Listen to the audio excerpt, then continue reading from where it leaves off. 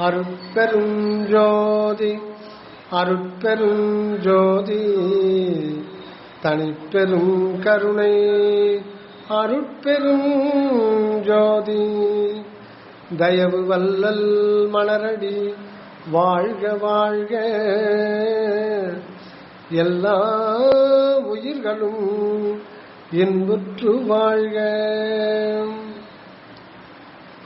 அன்பு உள்ளம் கொண்ட சுத்த சன்மார்க்க பெரியோர்களுக்கும் தாய்மார்களுக்கும் ஆண்மநேய ஒருமைப்பாட்டுரிமையுடைய சகோதர சகோதரிகள் அனைவருக்கும் அன்பு ஒளி எனும் இறைமனிதன் குழுவின் சார்பில் அன்பான வணக்கத்தை பணிவோடு இன்றைய சத்விசார அமர்வில் தெரிவித்துக் கொள்கின்றோம்.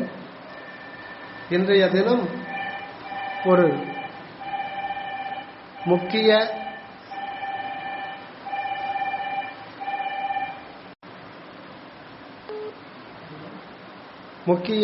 தலைப்பில் நாம் சத்விசாரம் செய்ய இருக்கின்றோம். அதாவது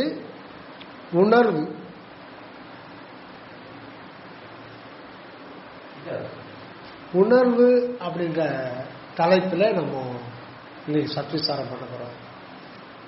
அதாவது அழியா உள்ளுணர்வும் கழியா உண்மை மனிதன். அழியா உள்ளுணர்வும் கழியா உண்மை மனிதனும். இப்போ பொதுவா உணர்வு அப்படிங்கும்போது நீங்களுடைய அபிப்பிராயம் எதை பத்தி நினைக்கிறீங்க? உணர்வு அப்படின்னா உங்களுக்கு என்ன தோணுது? உணர்வு கிட்ட உணர்வு அப்படின்னா நீங்க என்ன நினைக்கிறீங்க? கேட்கணும் சவுண்ட்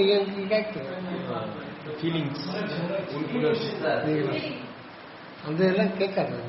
இப்படி பேசுங்க, சவுண்டா பேசுங்க. ஐயா நீங்க வாங்க, நீங்க உங்க இல்ல நீங்க வாங்க, பேசுங்க. பிரசன்ட் பண்ணோம்னா எப்படி இப்படி வந்துருங்கய்யா. உணர்வு அப்படின்றத பத்தி உங்களுடைய கருத்து என்ன? நீங்க என்ன நினைக்கிறீங்க? உணர்வுன்ற சொல் தமிழ் சொல். உணர்வுனா நம்ம தூக்கத்துல இருந்து ஏஞ்சிக்கும் போதும் ஒரு உணர்வு இருத்தல்ன்ற உணர்வு இல்ல. பெருமான் என்ன சொல்றாரு பார்ப்போம். திருமுல்லை வாயில் கோயில்ல பாடின பாட்டு. இந்த பாட்டு ஃபேமஸான பாட்டு தான். அந்த பாட்டு இதுல ரொம்ப ஒரு முக்கியமான வரி வருது. அந்த வரி பார்ப்போம். திருச்சிற்றம்பலம். தேனனை நிற்கும் திருவருட்கடலே, தேனனை நிற்கும் திருவருட்கடலே, தெல்லிய அமுதமே சிவமே, தெல்லிய அமுதமே சிவமே, தேனனை நிற்கும் திருவருட்கடலே, வான் என நிற்கும் தெய்வமே, வான் என நிற்கும் தெய்வமே, முல்லை வாயில் வாழ் மாசில மணியே, முல்லை வாயில் வாழ் மாசில மணியே, ஊனென நின்ற உணர்விலே, ஊனென நின்ற உணர்விலேன் எனினும் உன் திருக்கோயில் வந்தடைந்த, ஊனென நின்ற உணர்விலேன் எனினும் உன் திருக்கோயில் வந்தடைந்தால், எனில கேளது இருந்தனை ஐயா, எனில கேளாதிருந்தனை ஐயா, இது நின் திருவருட்கு இயல்போ. இதுல மூணாவது வரிதான் ஊன் என நின்ற உணர்விலே. ஊன் அப்படின்னா மாமிசம், மாமிசம். ஊன்னா மாமிசம். 3 சுழின்னு போட்டா உணவு, 2 சுழின்னு போட்டா மாமிசம் அர்த்தம். ஊன் என நின்ற அது வரையும் ஒரு பகுதி பிரிது. ஊன் என நின்ற உணர்விலே அந்த ஊன் என நின்ற அப்படின்னா அது வரையில கமா. இந்த பாடல்கள்லாம் கமா, ஆச்சரியக்குறி, மேற்கோள் அதெல்லாம் கிடையாது. நம்ம தான் அது செஞ்சுக்கணும் தமிழ்ல. அதெல்லாம் இப்ப ஒரு 100 வருஷத்துக்கு முன்னாடி இறக்குமதி ஆனது தான். பழைய தமிழ் பாடல்ல கமாலாம் கிடையாது, மேற்கோள் கிடையாது, ஆச்சரியக்குறிக்கு போட மாட்டாங்க, கேள்விக்குறி போட மாட்டாங்க, எதுவுமே இருக்காது. அப்படியே வரும். அதனால குருவை வச்சுக்கிட்டு தான் அந்த பாடல். இப்ப இங்கீத மாலையும் தான் அப்படித்தான். கேள்வி நம்ம கேள்வி போட்டா நமக்கு ஒரு பட்டுன்னு தெரியும், நான் கேள்வி கேட்கறாங்க, அது வராது. ஆச்சரியக்குறி வராது. இதுல ஊன் என நின்ற அங்க ஒரு கமா வருது. அதாவது இந்த மாமிச உடலையே நான் அப்படின்னு இருக்கேன். அப்படி இருக்கும்போது ரிசல்ட் இது நெகட்டிவானது. ரிசல்ட் என்ன நமக்கு வருது? அப்படி இருக்கிறதுனால என்ன நான் கெட்டு போயிட்டேன் அப்படின்னா ஊனென நின்ற உணர்வில்லை. அதான் உணர்வு இல்லைன்னு அப்படின்றாங்க. ஊன் என நின்ற உணர்வு இல்லை. இந்த உணர்வுன்ற ஒரு சொல்லு இருக்கு பாருங்க, அதுலயே ஒட்டுமொத்த ஆன்மீகமும் அந்த உணர்வுன்ற ஒரு சொல்லுல அடங்கிது. ஏன் அப்படி அது அடங்கிதுன்னா, இப்ப இது இடம், இந்த இடம்ன்றது ஆகாசம். இது இருக்குல்ல கேப், அது கேப்னா சொல்லக்கூடாது, இடம் ஸ்பேஸ். இது எல்லா இடத்துலயும் இருக்கு, எல்லா இடத்துலயும் இருக்கு. இந்த இடம்ன்றது எங்கேயுமே முடியாது. அது எத்தனை கோடி கோடி கோடி ஒளியாண்டுகள் போனாலும் அது போயிட்டே தான் இருக்கும், போக போக இடம் வச்சுட்டு இருக்கும். அந்த இடத்துக்கு உள்ளிடா அதுதான் அன்பு என்கின்ற ஒரு இருப்பு இருக்குகின்றார் பலனர். அதுதான் திண்டுக்கல் சுவாமி அவங்க அழகா சொல்றாங்க. அந்த புகழரும் அகண்ட பூரணம் வருதுங்களா? அகவல்ல புகழ அருண் அகண்டம். அகண்டம்னா எல்லை கிடையாது. அந்த அகண்டம்னா கண்டம் அப்படின்னா அதுக்கு ஒரு எல்லை வரையறுக்கப்பட்டது கண்டம். இப்ப ஆப்பிரிக்கா கண்டம், ஐரோப்பா கண்டம், அமெரிக்கா கண்டம், ஆசியா கண்டம்னா ஒரு எல்லை. அகண்டம்னா அது பூமியெல்லாம் கணக்கு கிடையாது, டோட்டலா அது எல்லையே கிடையாது. இந்த பிரபஞ்சம் டோட்டல் எல்லையில்லாத ஒரு புகழ அரும் அகண்டம்ன்றார். புகழ அரும்னா சொல்லிலாம் முடியாது. அந்த அகண்டத்துடைய இயல்பு, தன்மை, பெருமை, புகழ் இதெல்லாம் சொல்லிலாம் வார்த்தைகளால சொல்லி விளக்க முடியாத ஒரு நிலை தான் அது இயற்கையா உள்ளது. புகழ அரும் அகண்ட பூரணம். இதுக்குள்ள பூரணம் அதான் கடவுள். பூர்ணம்மான்னு பேர் வைக்கிறாங்க, பூர்ணானந்தன். பூரணம்னா நிறைவு, இன நிறைவு, அன்பு நிறைவு, அருள் நிறைவு, இன்ப நிறைவு. அதுதான் சச்சிதானந்தம். இது மூணும் ஒன்றுதான்.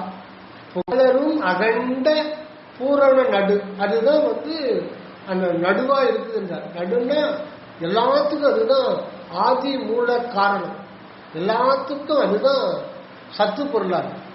புகழரும் அகண்ட பூரண நடுவாய் அகநடு வகுத்தற்பொருள். இப்ப அகண்ட வெளியிருக்கிற ஒன்றுதான். இப்போ அது அதை வச்சு அந்த பொருள் இப்ப சட்டி, பானை எது செஞ்சாலும் அந்த மடக்கு, அகல் விளக்கு, சொப்பு, குடம், அப்புறம் சாலு, பானை, நீங்க எது செஞ்சாலும் எது தேவைப்படுது? நீங்க வேற வேற பொருள் செஞ்சாலும் எது தேவைப்படுது? கேள்வி கேட்க நீங்க சொல்ல மாட்டேங்க, எங்க கவனிச்சிருக்கீங்க தெரியல. எது தேவைப்படுதுங்க? மண்ணு தேவைப்படுது. மண்ணுன்னா அதுக்கு ரா மெட்டீரியல். இப்போ அந்த பூரணத்துக்கு எல்லாத்துக்குமே ரா மெட்டீரியல் அந்த அகண்ட வெளி இருக்குது.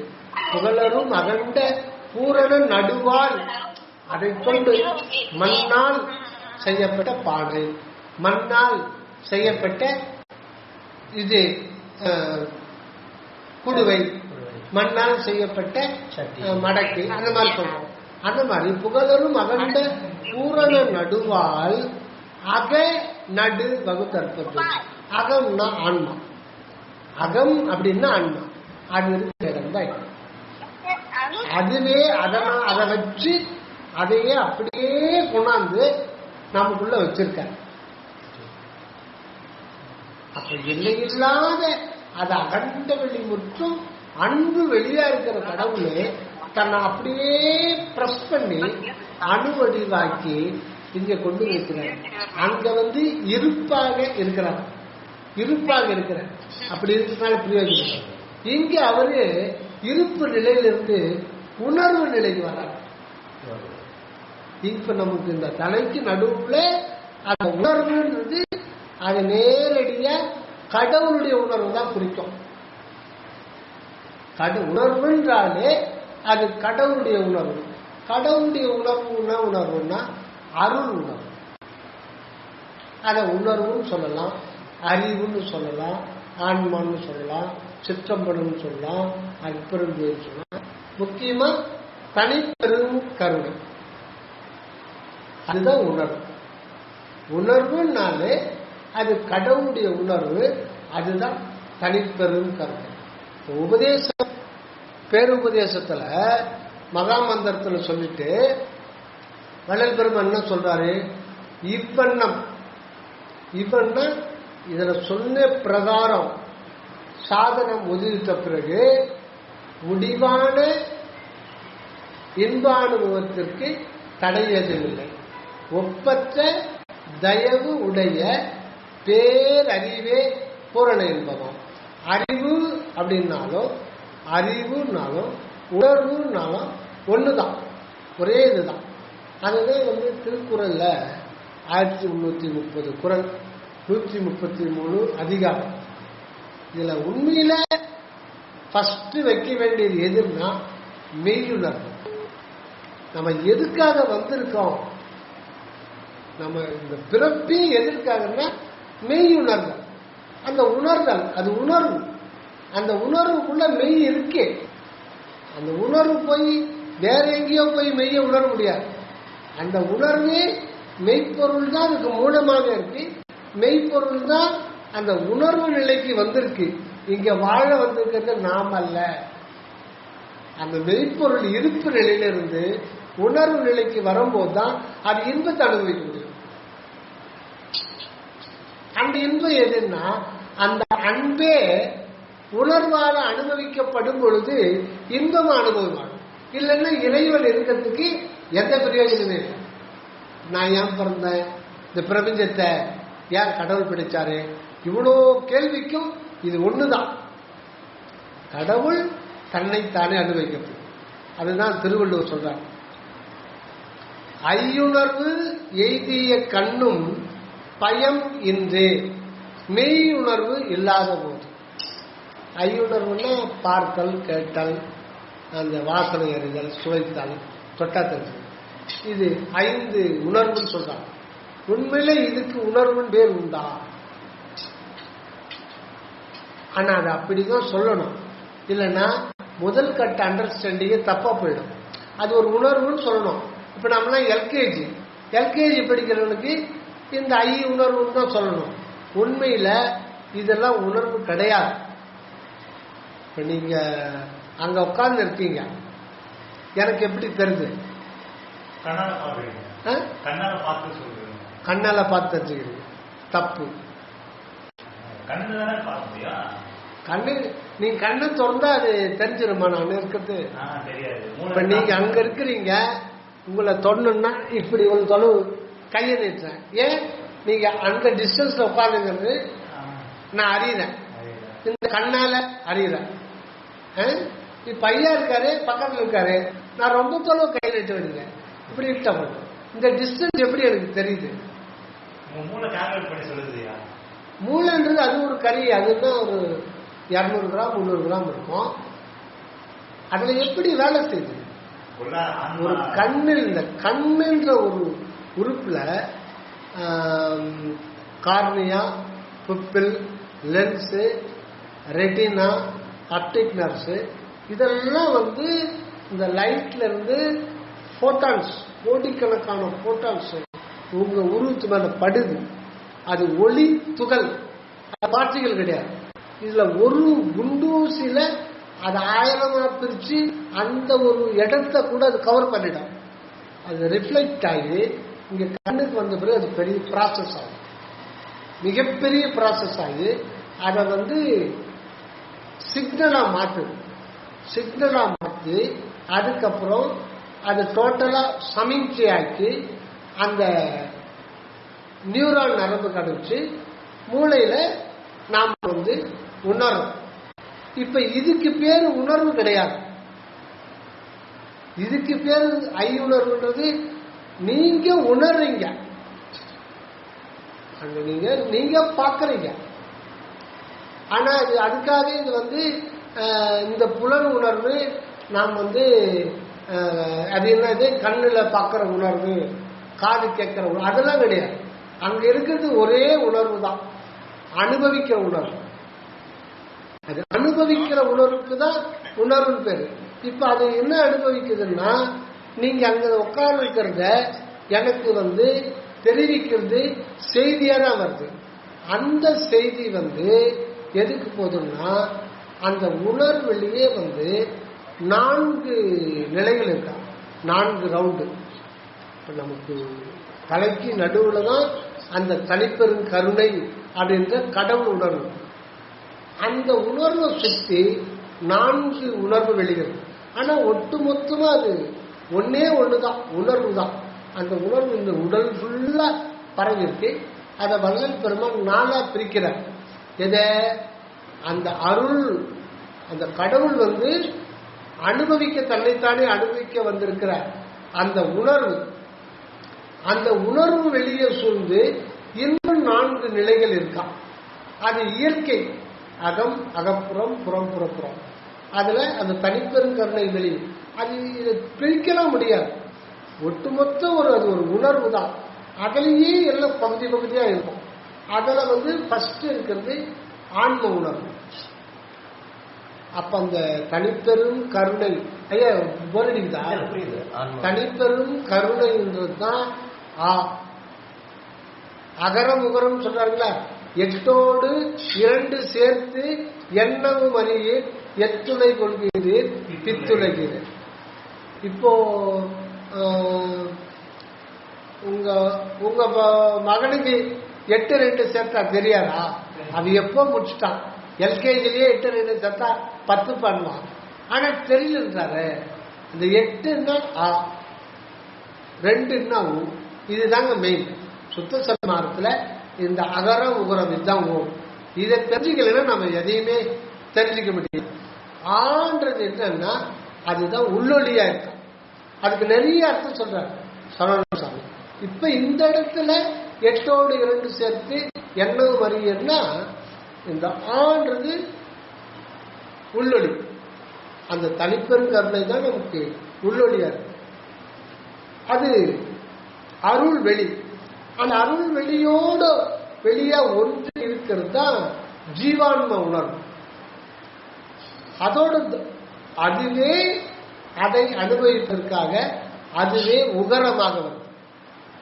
இப்போ ஆன்றது உணர்வு தான், அது உள்ளொளிய.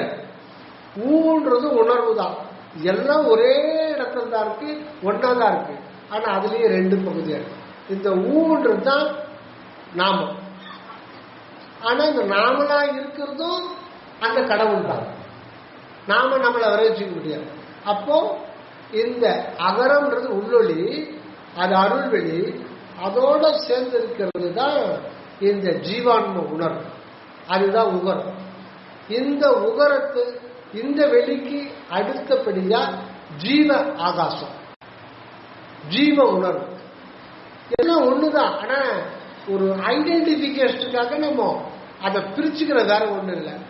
அந்த ஜீவ உணர்வு அந்த இதுல வருது. அந்த செல்லுல வந்திருக்கும் பாருங்க. இன்னைக்கு இதுல இன்னைக்கு இப்ப அனுப்பிச்சிருக்க பாருங்க. அது வீடியோவில் போட்டிருக்கீங்களா? அது காமிங்க. அது என்லார்ஜ் பண்ணி காமிங்க.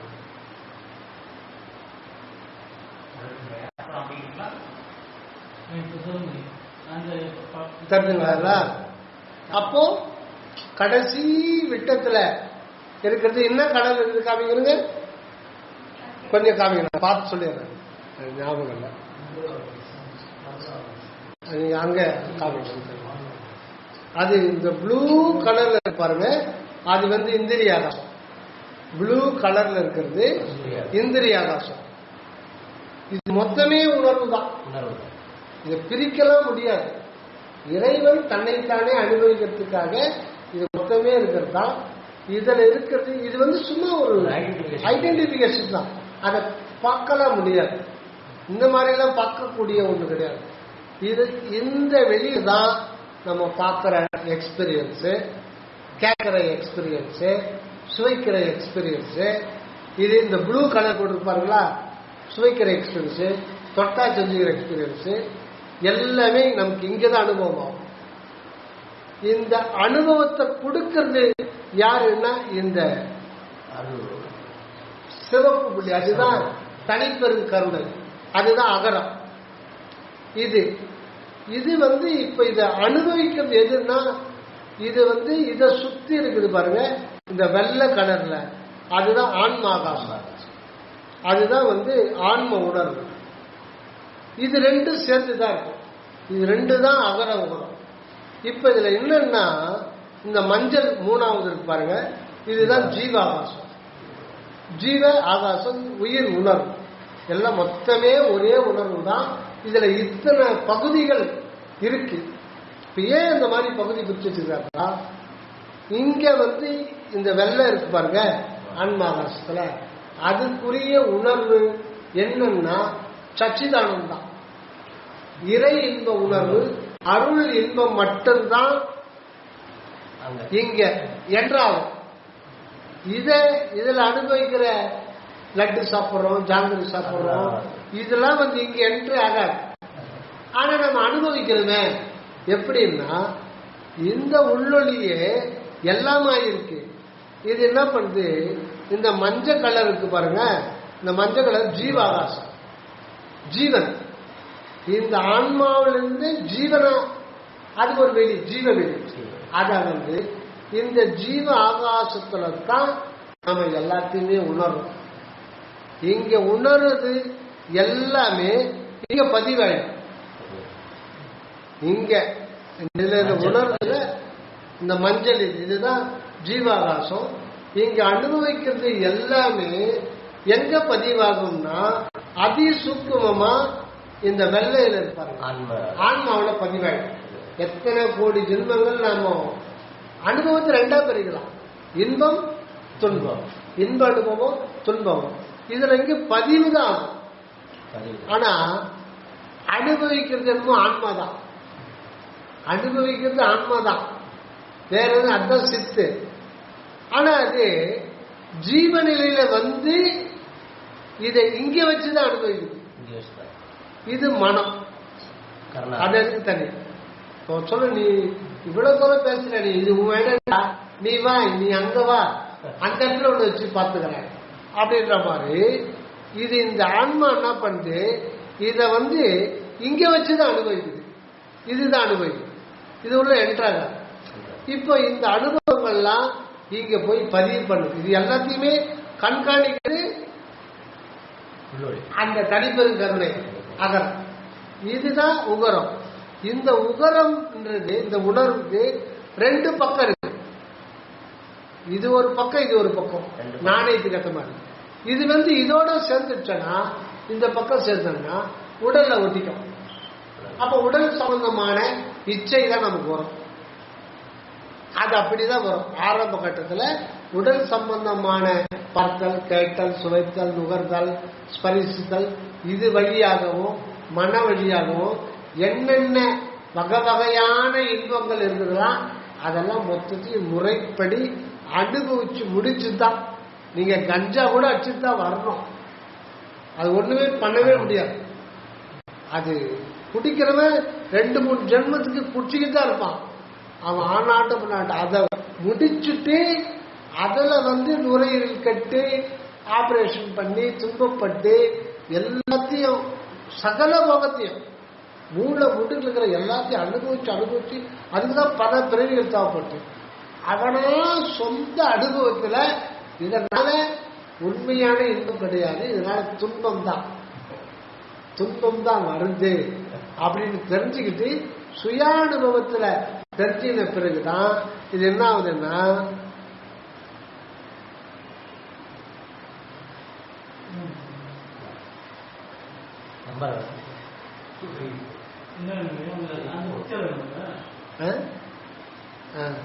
இப்போ சுயானுபவம் தெரிஞ்சின பிறகு இது இதை சார்ந்து முன்ன இந்த ஆன்மாகாசம் ஜீவாகாசம் காட்டும் போது ஜீவாகாசம் பூதாகாசம் உடலை சார்ந்துச்சுன்னா உடல் சதா கேட்கும், எனக்கு அக்கை வாங்கிக்கணும் இத்தை வாங்கிக்கணும்னு நம்மளை வற்புறுத்தம். அங்க மசாலா தோசை சாப்பிட்டோன்னா அந்த ரோடுக்குள்ள அடுத்த வாரம் சுண்டி இருக்கும், அது ஆட்டோமேட்டிக், அது நாக்கு விடாது. அப்ப குடிக்கிற இந்த நீங்க இதுல பண்ணாலும் அந்த என்ன ஒரு திருத்தறதுக்கு ஒரு இது இருக்கு இல்லையா, ஆமா அந்த திருத்தறதுக்கு ஒரு என்னத்தான் கொடுங்க, அது 48 நாள் இருந்தோம். அப்புறம் அந்த வழியா சும்மா போய் தான் பாப்பமே எழுவான் தப்புன்னு உள்ள போட்டு அது எப்போ முற்றிலும் அனுபவிச்சுட்டு கம்ப்ளீட்டா அனுபவிச்சுட்டு அப்புறம் துன்பம் அவனை போட்டு நைய பிடிச்சிடும். ஒவ்வொரு போகம் எல்லாம் பண்ணி டிவி நாடகம் கதை நாவல் படிக்கிறது பேப்பர் படிக்கிறது டீ கடையில போயிட்டு ஊரு கதை பேசுறது அதுக்கப்புறம் கொடுத்து மாட்டிக்குவான் எவனாவது சொல்லி அப்படிதான் உதவிட வாங்கி அதுதான் வீட்டுல திருந்தாதவன் ஊர்ல திருந்துவான். அந்த வீடு இருந்ததுதான் மெய்யே உன் பொன்னடிகள் கண்டு இன்று வீடுற்றேன், மெய்யே உன் பொன்னடிகள் கண்டு இன்று வீடுற்றேன் வருதுங்களா திருவாசகத்துல. வீடுனாலே இது செங்கல் மணல் சிமெண்ட் இதுல கட்டின வீடு இல்ல, கட்டில கட்டின வீடு இல்லை. வீடுன்னா ஆன்மாதான் வீடு, நமக்கு ஆன்மாதான் உண்மையான ஒரு இல்லம். அதுதான் 16 அடுக்கு மாடி. இந்த 16ன்றது தமிழ்ல இல்லுன்னு எழுத்து வரும், இல்லுன்னு எழுத்து 16. அது சரவண சுவாமி சொல்லுவார், அந்த அருள் பிளஸ் இல், அருள்னா உள்ள அருவமா இருக்கு. அது இந்த இல்லுன்ற எழுத்து ஞானம் நிறைவு குறிக்கும், ஞானம் நிறைவு அருள் ஞான நிறைவு குறிக்கிறது அந்த 16. அதனால்தான் அமாவாசை தொடங்கி 16வது நாள்ல தான் அது பூர்ண சந்திரன். அப்பதான் தைப்பூசம். தைப்பூசம்னாலே ஞான நிறைவு சுவாமி. தைப்பூசம் ஞான நிறைவுன்னா மெய்ஞான நிறைவு, அந்த ஒரு நிலைதான் இது பண்றாங்க. அப்ப எது சொல்றோம்னா இப்ப அந்த உணர்வுன்றது உணர்வுக்கு வந்திருக்கிறது அகண்ட வெளியில் இருக்கிற ஆண்டவர் தான் இங்க அனுபவத்துக்காக வர்றார். அவர் முடிவான அனுபவம்னா அருள் இன்ப அனுபவம், அருள் இன்ப அனுபவம் அதுக்காக தான் வந்திருக்கார். இப்போ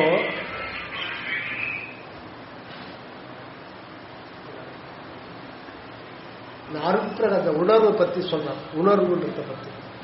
ஏன்னா இப்ப நீங்க ஃபுல் சப்ஜெக்ட் உணர்வு பத்தி நம்ம தெரிஞ்சுக்கோம். உணர்வு தான் உண்மை மனிதன், உடல் அல்ல. ஆனா அந்த உணர்வு விளங்க ஆரம்பிச்சாலே அந்த உணர்வுக்கு சப்போர்ட்டிவா எல்லாம் வந்துடும். இந்த தேகம் வந்துடும், அது இழுத்துக்கும், பஞ்சபூதங்களை எடுத்து உடல் ஆக்கிக்கும். அப்புறம் அந்த உயிர் ஆன்மாவோட உயிர் சக்தி வெளிப்படும். அந்த உயிர் சக்தியில அதனுடைய மையப்பகுதி மன அறிவா வந்துடும். இது எல்லாம் ஒரு அந்த அது சொல்லுவாங்க அந்த பந்துக்கள், இந்த அகம் அகப்புறம் புறம் புறப்புறம் உள்ளே வெளியே, அது இயற்கையில் இருக்கிறது. அது ஒன்றும் நம்ம இது பண்ண முடியாது, இயற்கையில் அப்படித்தான் இருக்கு. அகம்னா உள்ளே, புறம்னா வெளியே. அதுலயே 2 உள்நிலையில 2 அகம் அகப்புறம்னா இதுல பாதி அதல பாதி சேர்ந்த ஜீவன். ஜீவன்றது ஆன்மா பாதி பாதினா அது அந்த மாதிரி கணக்கு வராது, உயிர் சக்தி அதில் வருது. புறம் புறம்னும் போது இந்த மனம்ன்றது புறம், இதெல்லாம் சேர்ந்துதான் இந்த ஜீவன்ல சுவாசம் இருக்கு இல்லையா, இது இந்த சுவாச காற்று எவ்வளவு இது அமுத்தம்னா நம்ம ஆல் க்ளோஸ். ஆனா ஆன்மா சராது, உயிர் போயிடுது. ஏன்னா இதுல ஆன்மாவும் இருக்கும், புறக்காற்று நம்ம புறக்காற்று இல்லைன்னா நம்ம வாழ முடியும். அப்ப செத்து போயிட்டோம்னா நமக்கு ஆன்மை இருக்கே தெரியாது. அதனால இது 50% அகம் 50% புறம், அகப்புறம், அதுதான் ஜீவன். அப்ப இந்த ஜீவன்ல தான் உங்களுக்கு எல்லா அனுபவமும். அப்ப இறைவனே இந்த ஜீவனா அதுதான் உயிர் உணர்வு. அந்த உயிர் உணர்வுல தான் எல்லாத்தையும் அனுபவிக்கணும். நம்ம லட்டு சாப்பிட்றோம், மசாலா தோசை சாப்பிட்றோம், காதுக்கு இனிய இளையராஜா இது கேட்கறோம், கண்ணுக்கு இனிமையா வண்டலூர் ஜூ போய் பார்க்கறோம், ஊட்டி கொடைக்கானல் பார்க்கறோம். இப்படி பலவிதமான இதெல்லாம் இருக்கு. ஐயா போயிட்டு இருக்கீங்களா? வந்து இருக்கா? அப்போ இது என்னங்கய்யா ஸ்டாப் ஆயிடுச்சா? இப்போ அப்போ இந்த உயிர் உணர்வு பொது. உலக இன்பத்தை அனுபவிக்கிறதுனால இது வேணும், கடவுள் இன்பத்தை அனுபவிக்கிறதுனால இது வேணும். ஆனா இது பொதுவாக இது முதல்ல உலக சம்பந்தமான சுகங்களையும் அதுக்கு தண்டனையா துன்பத்தையும் அனுபவிச்சு பட்டு பட்டு பட்டு பட்டு தேறி தன்னுடைய சொந்த அனுபவத்துல இதெல்லாம் பொய் அப்படின்னு தெளிவான பிறகு இந்த உடல் சம்பந்த ஒரு இதுல இருந்து அது உள்ள போயிடும். அப்ப உள்ள வரணும். அந்த ஆன்மாவுக்கு ஒரு விழிப்பு உணர்வை இறந்த நிலையிலிருந்து அதை எழுப்பணும் அப்படின்னா இதுதான் வழி, வேற வழி கிடையாது. அந்த ஒரு நிலை தான் நம்மளுக்கு. இப்ப அந்த முதல் திருமுறை அந்த இதுல 4ஆம் திருமுறையில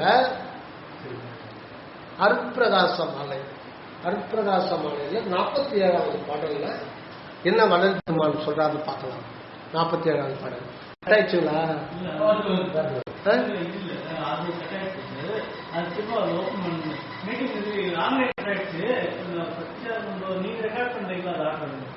சரியாகல.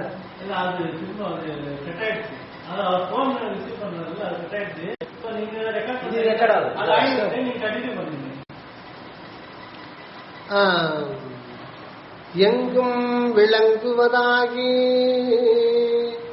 இன்பமயமாகி என் உணர்வுக்கு உணர்வு தரும் இணையடிகள் வருந்த. இந்த வரிதான் முக்கியமானது.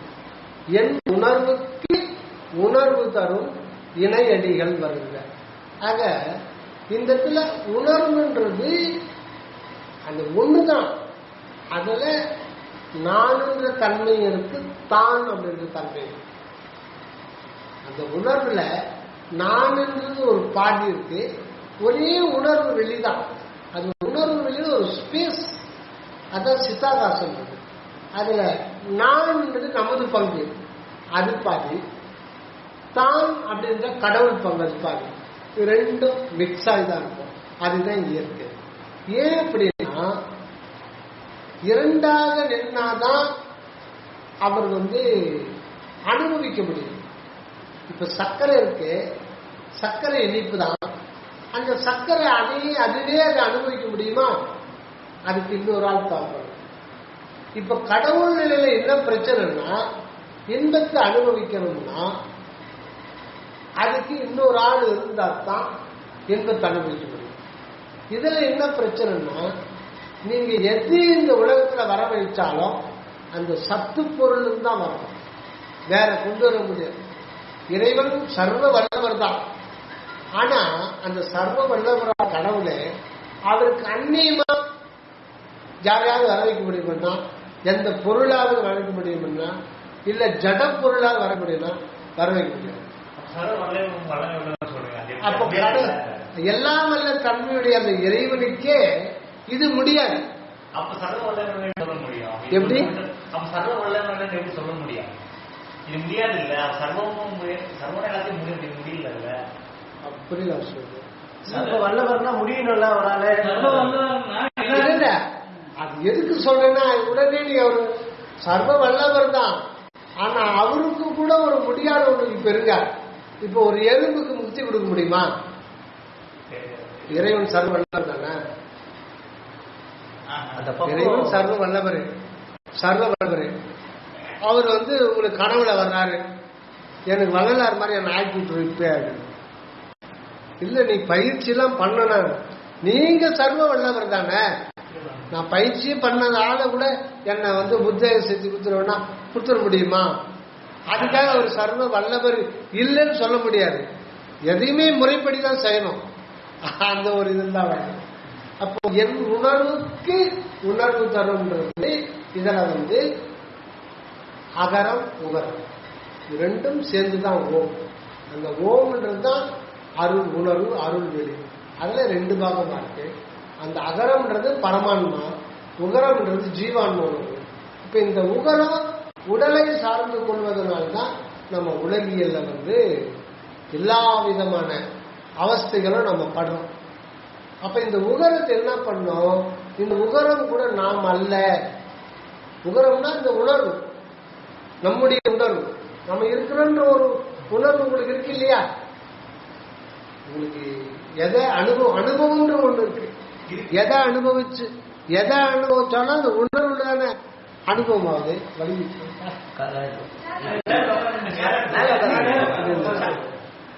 முட்டு இல்ல வேணும்.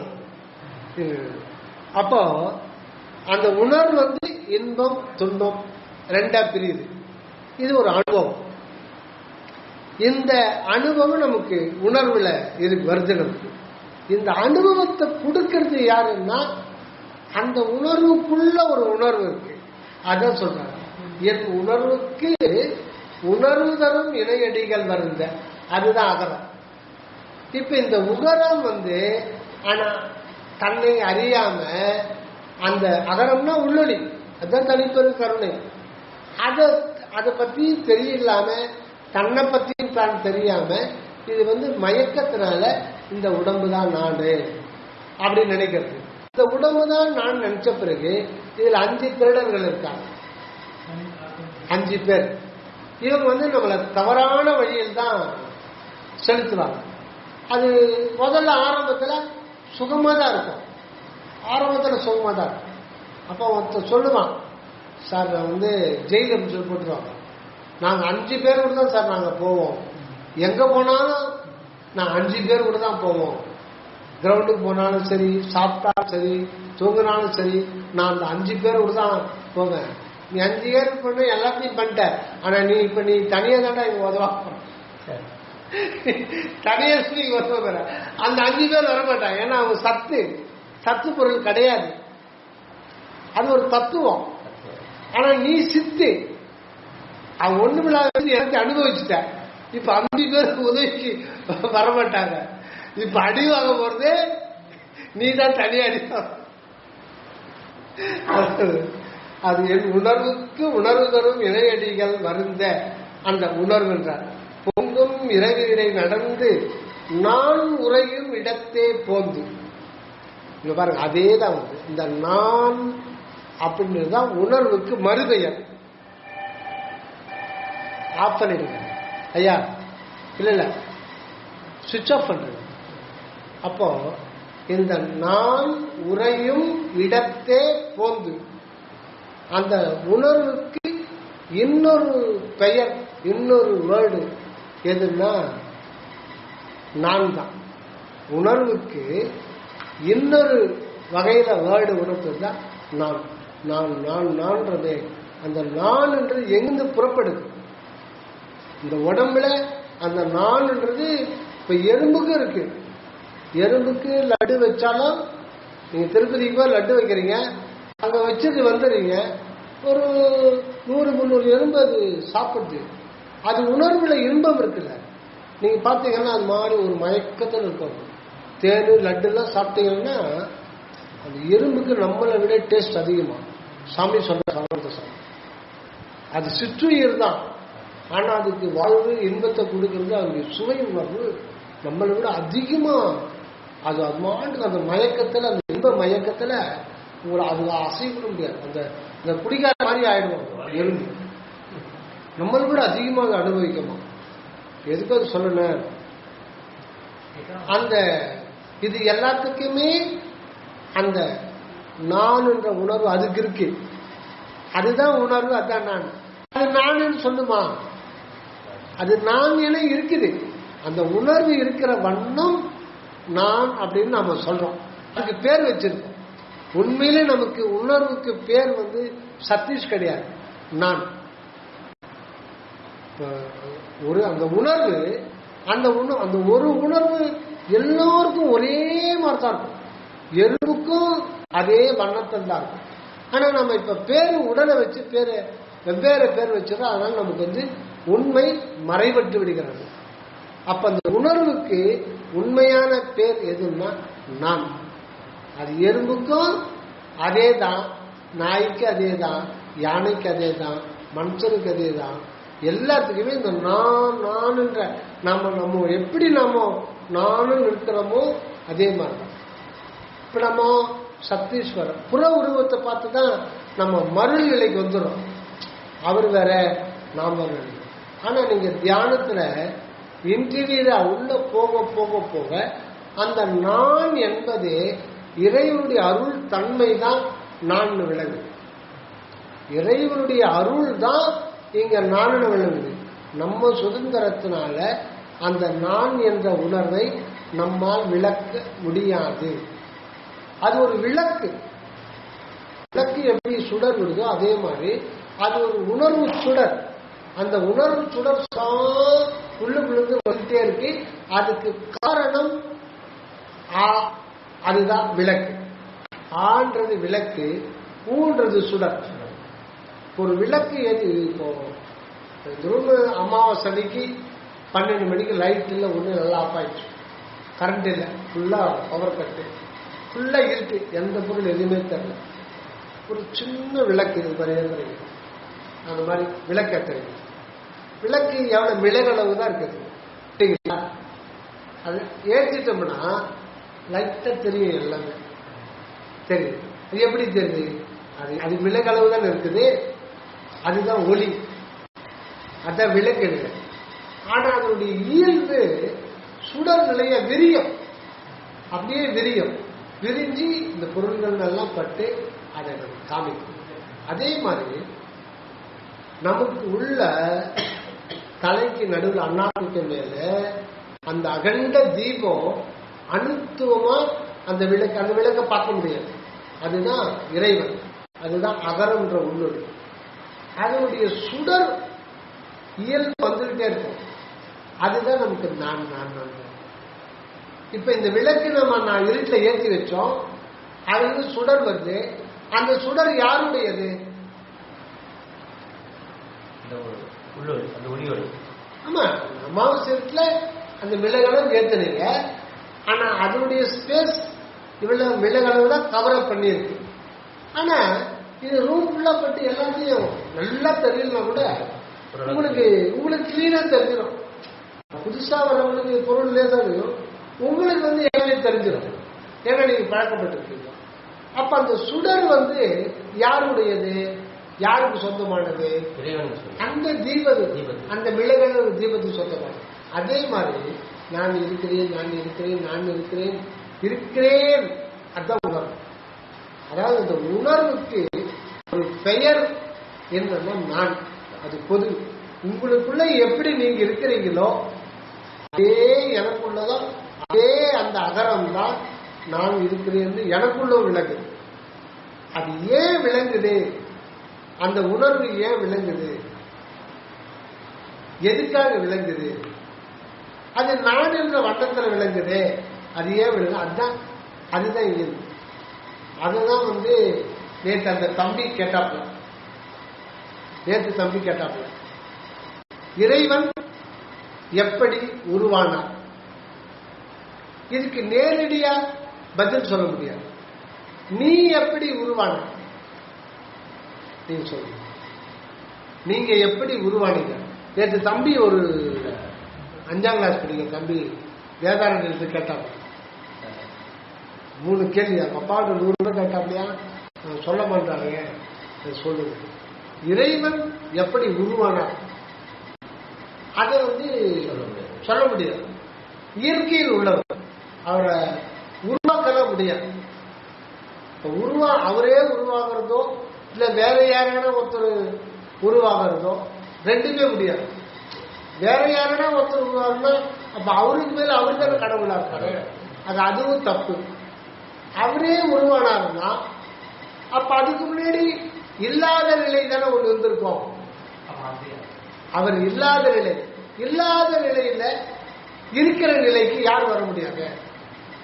அப்போ வேற வழியே கிடையாது. அவர் இயற்கையில் உள்ளவர். அது ஒரு அன்பு, அது ஒரு இயற்கையில் உள்ளது. இப்ப இதை எப்படி கண்டுகொள்ள முடியும் அப்படின்னா, நம்ம எப்படி உருவாகி இருக்கிறோம், நாம யாரு அப்படின்னு நாம தெரிஞ்சுக்கணும் தான் கடவுளுடைய இயற்கையா இருக்கிறத நான் அற்புதத்தை நம்ம உணர்ந்து ஆனந்தம் அடையணும். நேரடியா அவருடைய இருப்பை நம்ம அறிய முடியாது. நம்முடைய இருப்பை அறிவதன் மூலமாகத்தான் கடவுளுடைய இருப்பை அறிய முடியும். ஏன்னா நமக்குள் நாமத்தான் இருக்கார். இருப்பு என்பது ஒன்றுதான். இருப்பை துண்டு போட முடியாது, கூறு போட முடியாது. இருப்பினர் உண்மை அன்பு அப்படின்ற ஒன்றுதான் இருக்குது. அதுதான் நமக்குள்ள இருக்கிறேன். அதான் சொல்றார், நான் இருக்கும் இடத்தில் இது நான் இருக்கும்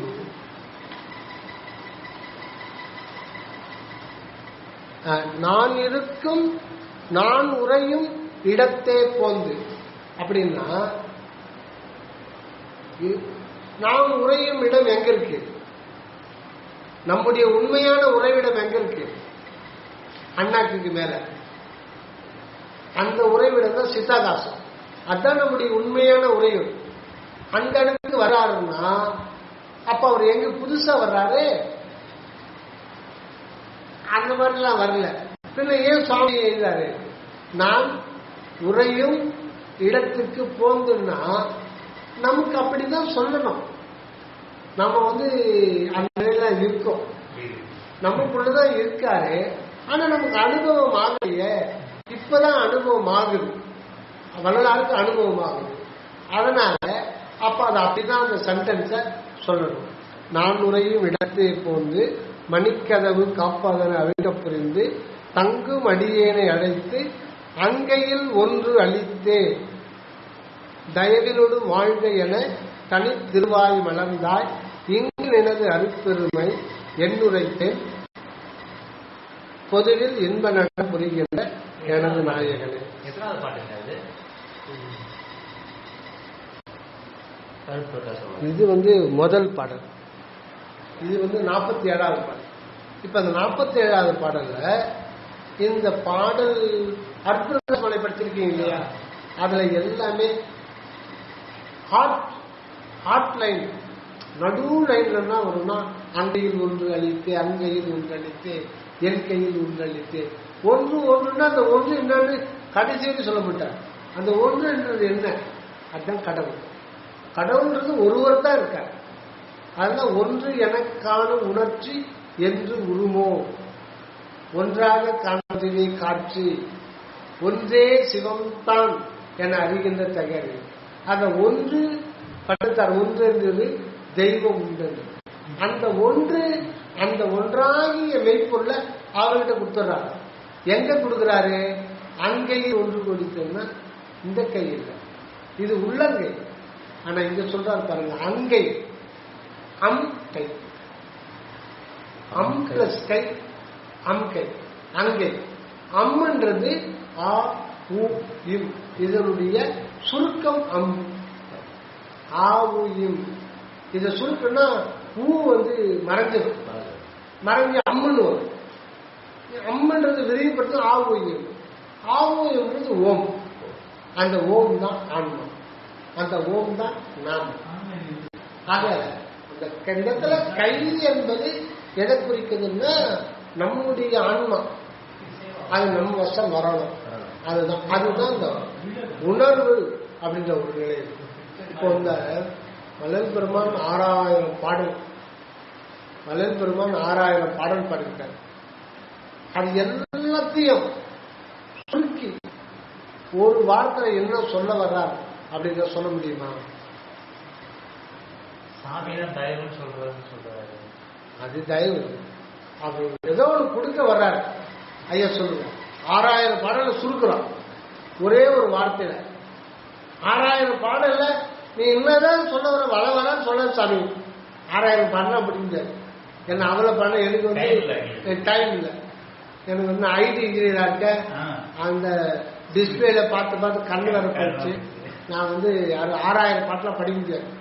சுருக்கமா ஒத்த வார்த்தையில நெத்தி அடி அடிச்சு எனக்கு ஒரு வார்த்தையில கொடு அப்படின்னா அவர் என்ன சொல்லுவார்? அது இருக்கா? உங்களுக்கு ஒரு கிஃப்ட் கொடுக்கிறார்.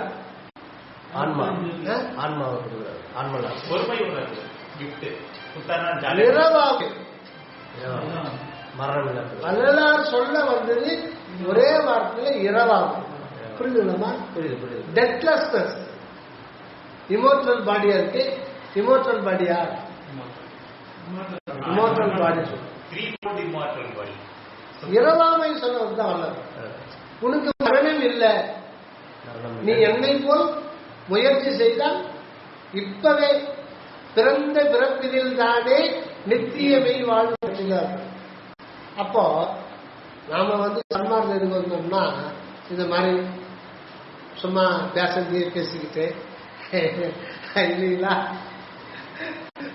அதுக்காக வந்துடுவோம். இது வந்து உண்மையான இது புறநிலை சத்விசாரம் தான்.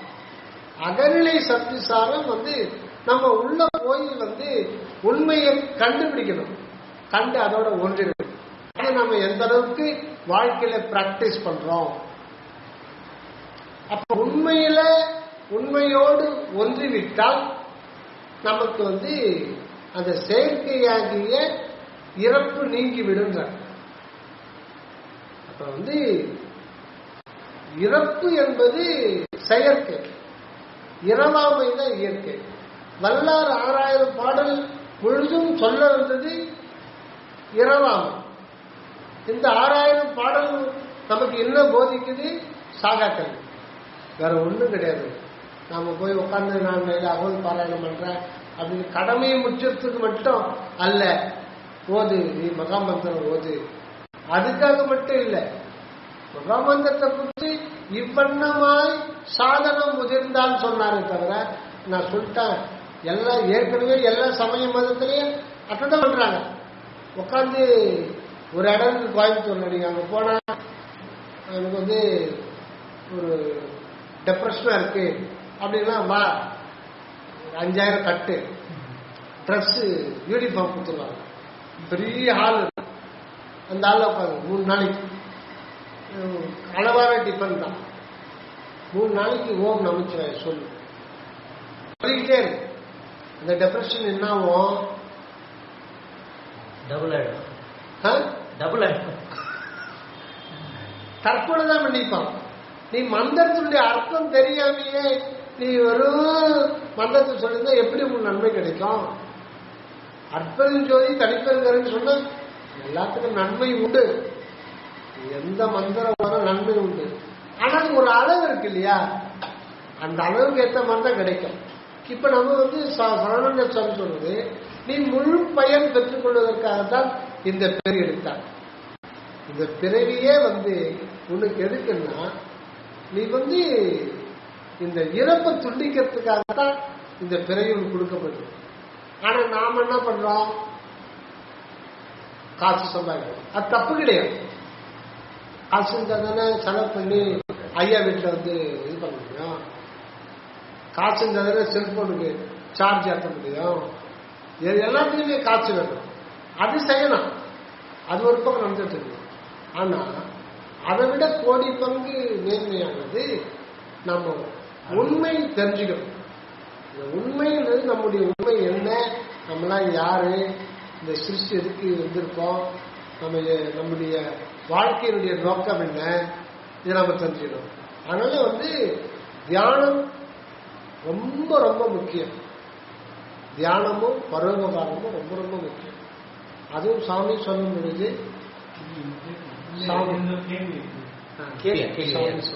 சாமி சொல்லும் பொழுது முதல்ல உள்ளொளியில நிலைக்கணும். உள்ளொளியில நிலைச்சுக்கிட்டு இந்த மனம் சொல்லு செயல் இது எல்லாமே அருள் தான் நமக்கு மனமா இருந்து ஒவ்வொரு சிந்தனைக்கும் அது ஆற்றல் கொடுக்கும். அப்போ அந்த அருள் வண்ணமாய் மாற்ற முடியும். இப்போ நாய்க்குது, பூனைக்குது, ஆடுக்குது, அது இட்லி சாப்பிடுது, அது இட்லி வச்சா சாப்பிடுது, எல்லாம் சாப்பிடுது. நமக்கு இருக்கிற உணர்ச்சி எல்லாம் இருக்கு, பயம் எல்லாமே இருக்கு. ஆனா வா போ இந்த ஒரு சொல்லலாம் புரிஞ்சுக்கும். ஹாய் அப்படின்னா போயிடும். அது ஒரு வார்த்தை நீங்க கையை விட இது பண்ணுவாங்க, ஹாய் அப்படின்னா நாய் போயிடும். சரி ரொம்ப இது பண்றாங்க புரிஞ்சுக்கும். அதுக்கு மேல நீங்க 2 வார்த்தை சொன்னீங்கன்னா போய் வராது, போனா போயிடும், போய் வராது. நாம போய் வந்தா வருவோம், நம்ம புரிஞ்சுப்போம். நாய் போ சொல்றாங்க சொன்னாங்க, அது யோசனை பண்ற சக்தி இருக்குது. போனா போயிடும், அங்க விட்டா வா வரணும். அது எதுக்கு சொல்றேன்னா, இப்போ ஒரு விஷயத்தை பத்தி நம்ம சிந்திக்கிறோம், அந்த ஆற்றல் உங்களுக்கு எப்படி வருது? அந்த மனம்ன்றது என்ன, அது எங்க இருக்கு, என்னென்ன கால்குலேஷன்லாம் போறீங்க, அந்த மனதை நம்ம பார்க்க முடியல. மனதனுடைய ரகசியமே தெரியல நமக்கு. ஆனா அது எப்படி அந்த ஒரு விஷயத்துக்குள்ள புகுந்து இது இப்படி அது இப்படின்னு சொல்லிட்டு நினைக்குது பாருங்க. நினைச்சு ஒரு கண்ட்ரோல் சொல்லுது. அந்த ஆற்றல் எல்லா டைமென்ஷன்லயும் ஒரு விஷயத்தை இந்த இதயம் அது ஃபங்க்ஷன் ஆகும், அது ஆற்றல். மனத்தினுடைய ஆற்றல் வேற, நம்ம அதை பத்தி நினைக்கிறதே இல்லை. ஐயோ எனக்கு மனாடங்களையே உட்காந்தா தியானத்துல வந்தா மனம் பேயா நாயா அழைப்பாயுன்னு சொல்லவே தவிர, அந்த மனம் எப்படி சிந்திக்கிற ஆற்றல் அதுக்கு எப்படி வந்தது, தானா வந்துதான் அதுக்கு யாருக்கான கொடுக்குறாங்க. ஒரு சிந்திக்கிற ஆற்றல் இருக்கு இல்லைங்களா, அந்த சிந்திக்கிற திறன் அதுக்கு எப்படி வருது? அதான் நினைவன பலவாய் நினைவவை பலவாய் அனைவரவகு தத்துவம். நாம சிந்தனை செய்யற ஒவ்வொரு சிந்தனைக்கும் அதுக்கு தேவையான ஆற்றல் அந்த உள்ளொளியில் தான் வருதான். ஆனா நான் தான் நினைக்கிறேன் ஒவ்வொரு சிந்தனைக்கும் அந்த ஆற்றல் தேவைப்படுது. இப்ப நீங்க 1 லிட்டரு பெட்ரோல் ஊத்துனீங்கன்னா, டீசல் ஊத்துனீங்கன்னா பஸ் 8 கிலோமீட்டர் போகுது. ஒரு டிராப்புக்கு எவ்வளவு போகும்? ஒரு 1/2 அடி நகரம். அதே மாதிரி நீங்க ஒவ்வொரு திருப்பத்துக்கும் சிந்தனை, ஒவ்வொரு திருப்பத்துக்கும் ஒரு நிமிஷத்துக்கு எவ்வளவோ சிந்திக்கிறோம். அதுல ஒவ்வொரு திருப்பத்துக்கும் உங்களுக்கு அருள் சக்தி அந்த ஆற்றலை கொடுத்தாதான் உங்களால் நினைக்க முடியும். இப்ப பைத்தியக்காரனால் நினைக்க முடியுமா?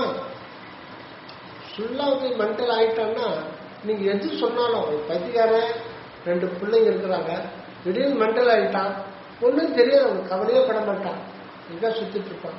இப்போ பிள்ளைக்கு இந்த மாதிரி ஆயிடுச்சுப்பான், நீ எது சொன்னாலும் அவனுக்கு புரியாது. அந்த சிந்திக்கிற கெப்பாசிட்டி போயிடும்.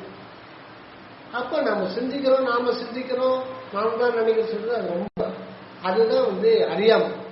அதுக்கு அங்கிருந்து தான் அதுக்கு உள்ளொலியில இருந்தா அதுக்கு இது கிடைக்கும். அப்ப அந்த அமுக்கை போல அப்புறம் ஏன் நாம எப்படி வந்தோம்னு தெரிஞ்சுக்கணும்.